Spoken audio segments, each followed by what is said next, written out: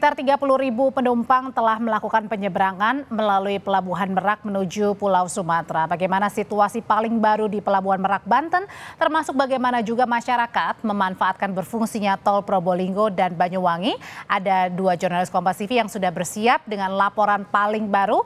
Yang pertama ada Niko Anggriawan di Pelabuhan Merak, Banten, dan ada Babul Arifandi di Probolinggo, Jawa Timur untuk melihat kesiapan mudik Natal dan Tahun Baru. Saya mau ke yang paling dekat dari Jakarta, ada Niko dulu di Pelabuhan Merak. Niko, ASDP ini kan menyebutkan ada peningkatan penumpang hari ini. Kalau di belakang Anda kondisinya nampaknya ini sudah mulai padat malam hari. Ini yang mau berangkat kemana? Yang tiba di Jakarta atau baru yang mau berangkat ke Lampung nih? Ya, Audrey dan juga saudara, kalau misalnya kita bisa menggambarkan situasi terkini di Pelabuhan Merak, Cilegon, Banten ini, di belakang saya, ini merupakan antrian yang nantinya kendaraan pribadi atau mobil pribadi ini nanti akan memasuki kapal untuk nantinya akan menyeberang ke Pelabuhan Merak. Namun, Audrey dan juga saudara, di sebelah kanan saya ini sudah terlihat ramai, namun ada space yang terlihat kosong.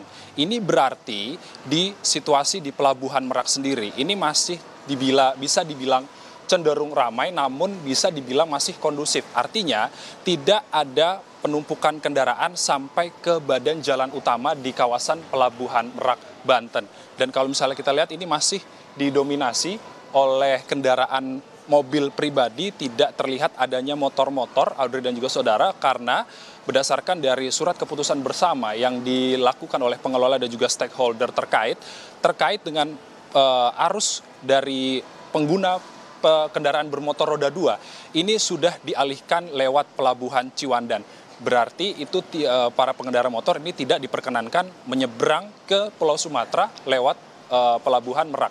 Dan juga untuk truk-truk seperti truk gandeng, lalu truk kontainer, nantinya ini sudah diarahkan ke Bandar Bakau Jaya, Pelabuhan Bandar Bakau Jaya atau BBJ. Dan dari sinilah pengalihan tersebutlah dimaksudkan untuk nantinya bisa mengurai kepadatan di Pelabuhan Merak itu sendiri. Dan adapun kalau misalnya terkait dengan hari ini, pada hari ini juga sudah Pelabuhan Merak ini sudah mengantarkan atau menyeberangkan sekitar 8.600 unit kendaraan menuju Pulau Sumatera.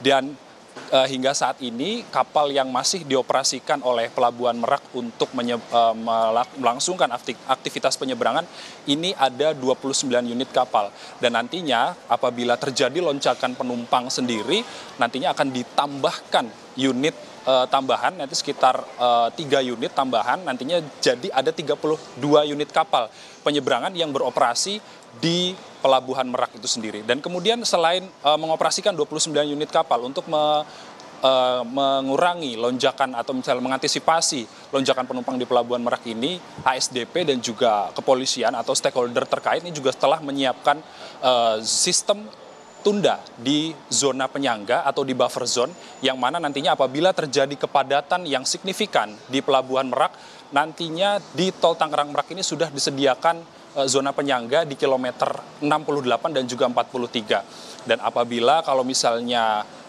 di situasi di Pelabuhan Merak sudah mulai terurai kepadatannya, baru kendaraan dari kilometer 68 ke 43 itu bisa langsung diminta untuk masuk ke Pelabuhan Merak itu sendiri. Dan selain terkait dengan itu, para penumpang juga diminta untuk membeli tiket secara daring lewat aplikasi Verizi untuk nantinya mereka bisa terhindar dari penumpukan penumpang. Audrey dan juga saudara, selain dari antisipasi lonjakan penumpang, nantinya juga cuaca buruk ini masih menjadi perhatian dari pihak ASDP sendiri.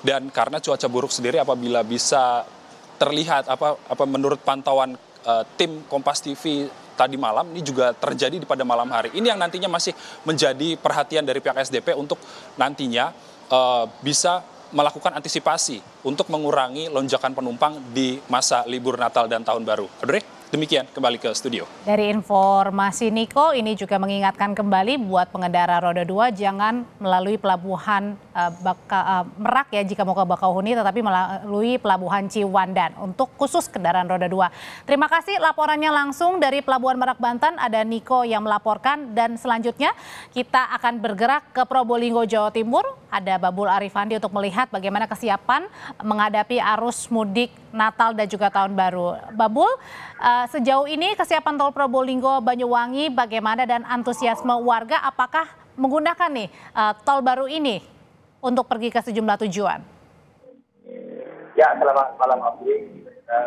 Kabar terbaru yang dapat kami sampaikan dari persiapan tol Probowangi, tol dari Probolinggo ke Banyuwangi, bahwa tadi siang ini baru saja difungsionalkan tol Probowangi paket 1, yakni ruas antara pintu gerbang Gending sampai dengan pintu gerbang Kraksan.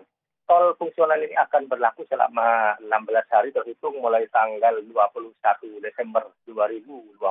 Kemudian berlanjut hingga tanggal 5 Januari 2025. Ada dua hal yang menjadi pertimbangan pihak Jasa Marga Tol Probowangi. Kenapa tol yang berjarak sekitar 10,3 km ini difungsionalkan? Yang pertama karena memang jalur Probolinggo Surabaya atau lebih tepatnya Banyuwangi Surabaya ini merupakan salah satu jalur yang tersibuk di Pulau Jawa. Dan dengan dibukanya secara fungsional tol Probowangi ini diharapkan dapat meminimalkan titik-titik kemacetan di sepanjang jalur Pantura. Kemudian yang kedua yang menjadi pertimbangan kenapa tol Probowangi paket 1 ini difungsionalkan karena proyek pengerjaan tol yang mulai dibangun pada tahun 2022 ini sudah berlangsung sekitar 86% atau nyaris rampung begitu. Bahkan Kementerian PUPR sudah meninjau lokasi di mana kemudian diputuskan akhirnya bahwa tol Probowangi seksi 1 ini bisa difungsionalkan selama musim libur Natal dan Tahun Baru. Kemudian yang perlu kami sampaikan juga, Audrey, bahwa tentu masyarakat yang akan melintas di kawasan ini sangat gembira begitu karena paling tidak mereka bisa menghindari kemacetan yang biasanya tiap tahun selama libur akhir tahun ini selalu terjadi di jalur Pantura. Dan bagi para pengguna jalan ataupun pengguna e-tol bisa memanfaatkan layanan ini secara gratis. Namun begitu meskipun gratis, pengguna jalan atau masyarakat yang ingin melintasi tol dari Kraksan menuju Gending ataupun Gending ke Kraksan di arah sebaliknya ini tetap wajib membawa e-tol agar bisa melintasi pintu gerbang baik di gate Gending ataupun di gate Kraksan. Dan Audrey, kami sampaikan juga bahwa memang adanya fungsional tol ini membuat pos pengamanan di jalur tol Probowangi ditambah. Jika sebelumnya pengamanan hanya sampai pada tol Pasuruan Probolinggo seksi 4 yang sampai Gending, maka dengan adanya fungsional tol seksi 1 Probowangi ini tol pos pengamanan ini ditambah, pihak kepolisian Polres Probolinggo, kemudian TNI dan juga Dinas Perhubungan serta Jasa Marga mendirikan pos pengamanan di stasiun pintu gerbang dan di pintu gerbang tol Gending ataupun di pintu tol Kraksan. Harapannya masyarakat yang melintas bisa menggunakan tol fungsional ini secara gratis dengan nyaman dan lancar. Andri.